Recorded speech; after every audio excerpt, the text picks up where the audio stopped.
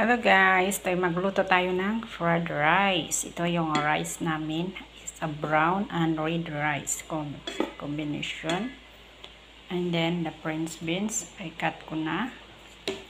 And then dalawang itlog. Dalawang itlog talaga. And then itong barbecue na tira namin kagabi yan. Hiniwa-hiwa ko ng liliit.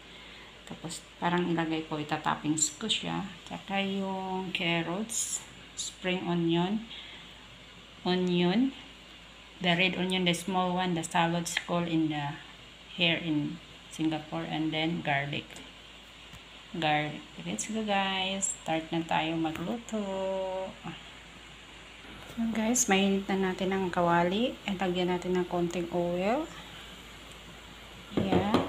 And then, shake. Ang una nating ilagay muna ang carrots.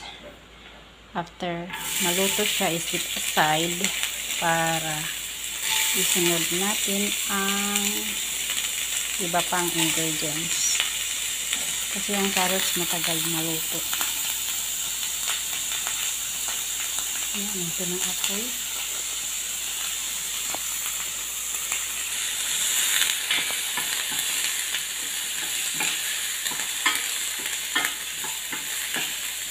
Lutuin muna natin ang carrots guys. And then sunod natin ang French beans. Sunod natin ang French beans. Ay bagu beans. Sa Bisaya ay bagu beans.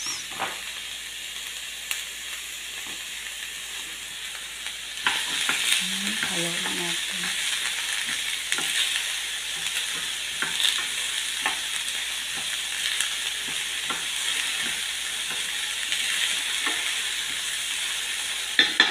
Lagyan natin konting salt, panlasa lang. Parang nalasa lang ang gulay.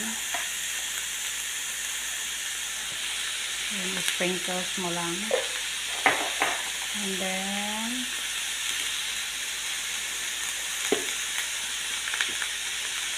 little bit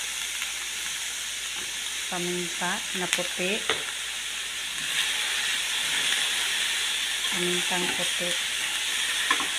Ayan. Hayaan natin siya guys hanggang maluto. Okay guys, luto na siya. Isit aside muna natin po. Kasi maglagay tayo ng ito na natin yung rice. Isit aside muna natin dito.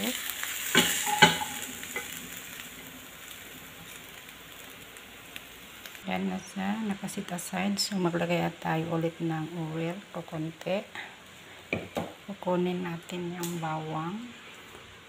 Ayan. Spread little bit yung bawang.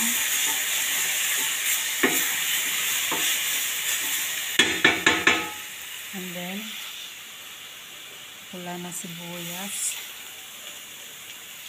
Lagay na siya.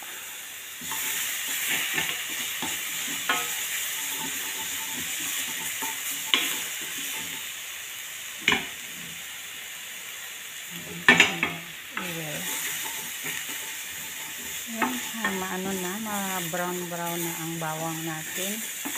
Lagay ang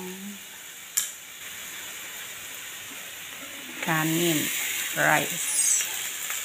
Ayan. Halo-haloin. Ayan. Bili ako na yung itlog, dalawa sa gitna. Lagyan natin ng paminta. Ayan.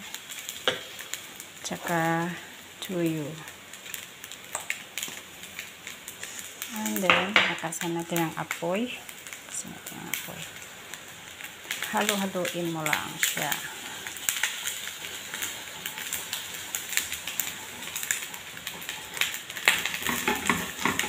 Halo-haloin hanggang maging buo siya. Tsaka mo siya i-mix sa rice.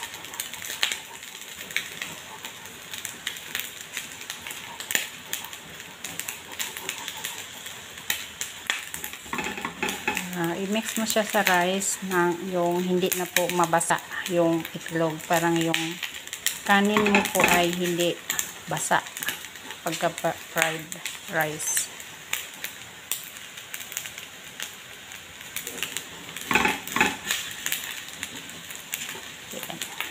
Yan, medyo ano na, tuyo na.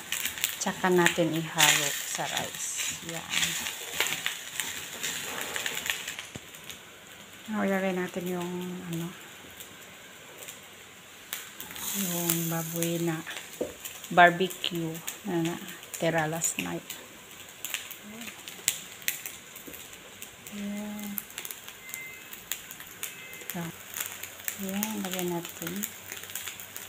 So, ito na guys, ang fried rice.